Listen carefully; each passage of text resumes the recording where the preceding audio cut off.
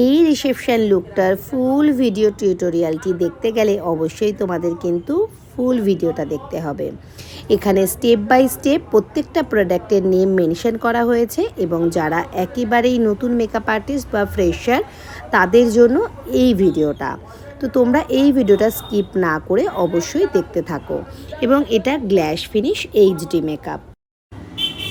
প্রথমেই আমরা ইউজ করছি ফেসের মধ্যে একটা ময়শ্চারাইজার ক্রিম, যেটা কিনা প্রথমেই তোমরা জানো যে ফেসটা ভালো করে ক্লিন করে নিতে হয়, তারপরে আমরা টোনার লাগাবো, এরপরে আমরা অ্যাম্ব্রয়েলিস ময়শ্চারাইজার লাগাবো। অ্যাম্ব্রয়েলিস ময়শ্চারাইজার লাগানোর পরে আমরা গোল্ড অয়েল লাগিয়েছি। গোল্ড অয়েলটা ফুল ফেসে আমরা খুব ভালো করে লাগিয়ে নিয়েছি। গোল্ড অয়েল লাগানোর পরে আমরা যে প্রোডাক্টটা ইউজ করছি একটি সিলিকন বেস প্রাইমার। প্রাইমারটা যেটা ইউজ করব সেটা যেন সিলিকন বেস হয়, সেটা একটু মাথায় রেখো। এই সিলিকন বেস প্রাইমারটা ইউজ করার ফলে আমাদের ফেসে একটা আলাদা কিন্তু গ্লো তৈরি হবে, যে গ্লোটা তোমরা দেখতেই পাচ্ছ এন্ডে আমাদের মডেলের যে ফিনিশিং গ্লোটা সেটা তোমরা দেখতেই পাবে। এরপরে আমরা যেটা ইউজ করব আইকনিকের হাইলাইটার। আইকনিকের এই হাইলাইটারটা তোমরা অনেকেই আমাদের যারা স্টুডেন্টরা আছো তাদেরকে আমি খেয়াল করেছি এরকম একটা বটল দেখতে, সেম টু সেম দেখতে, কিন্তু প্রোডাক্টটা ভেতরে একেবারেই এরকম থাকে না।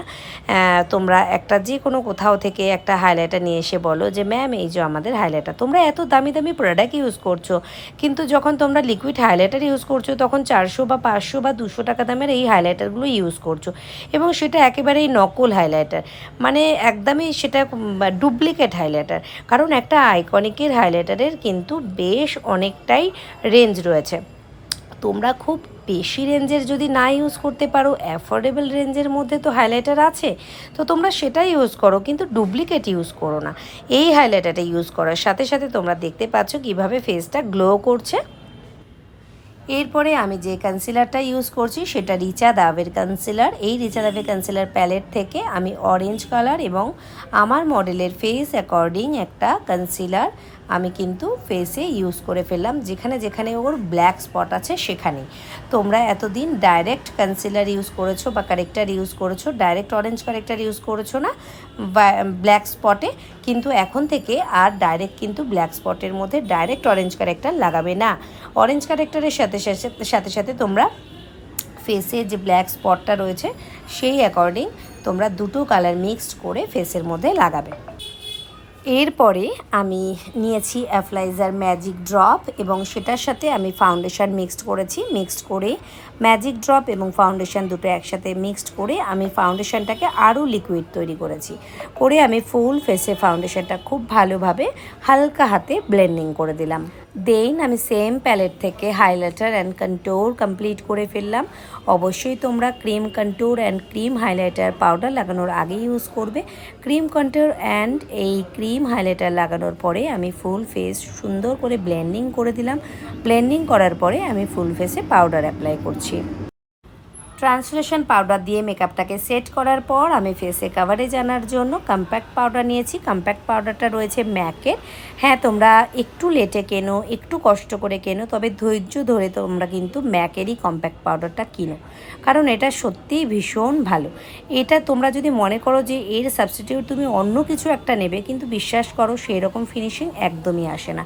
ম্যাকের এই কম্প্যাক্ট পাউডার থেকে আমরা হাইলাইটার পোর্শনগুলো আরও বেশি কাভারেজ দিয়ে হাইলাইট করে ফেলছি। ম্যাকের NC45 নাম্বার শেড দিয়ে আমি মডেলের ফেস কন্ট্যুর করে নিলাম।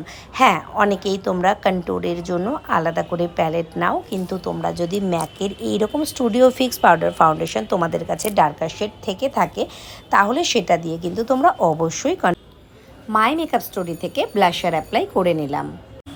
দেন আমি হাইলাইটার ইউজ করছি ম্যাকের শেড নাম্বারটা ছিল সফট অ্যান্ড জেন্টলি।